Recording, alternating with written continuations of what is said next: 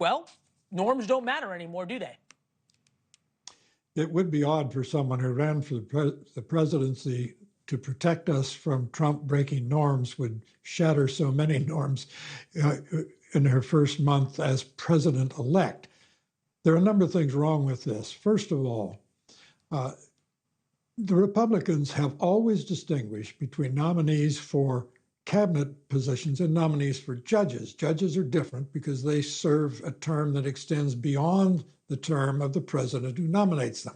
And therefore, it is more fitting and more plausible to be more meticulous about opposing them. Most Republicans, not all, of course, there's some fire breathers and bomb throwers, but most Republican senators would believe that a president has a right to staff his or her administration as he chooses, unless there's someone with an egregious problem. Beyond that, remember Mitch McConnell, who played hardball over the Merrick Garland nomination, again a judge. Mitch McConnell probably by the time this would come up would not be leading the Republicans anymore. The leader would be one of the two Johns, John Thune of South Dakota, John Cornyn of Texas in all probability. Neither of them is an extremist.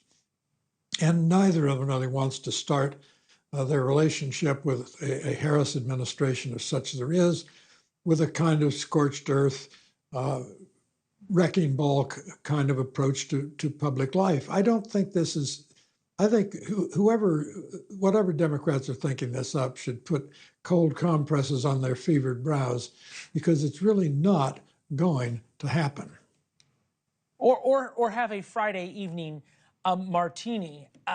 Per a Schumer spokesperson, when we called about this, this is what I thought was interesting. It was a non-denial denial. Senator Schumer is focused on winning a Democratic majority in the Senate that will work to confirm future President Kamala Harris's cabinet. Okay, good luck with that. Possible that Democrats keep control of the Senate. At least the polling right now says that is highly, highly unlikely. You brought up Mitch McConnell, who there is probably no one who could better maneuver and play hardball in the Senate than Mitch McConnell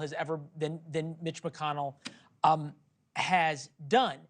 Isn't this kind of just a way to say fair's fair and give it back to the Republicans? Except it's not fair because it's not equivalent. Again, the distinction between cabinet officials who serve at the pleasure of the president and leave when he leaves. Mitch McConnell would not do this against cabinet members. It just wouldn't be done. Second, by the way, there's another problem here. Kamala Harris is going to have a lot of resumes to go through.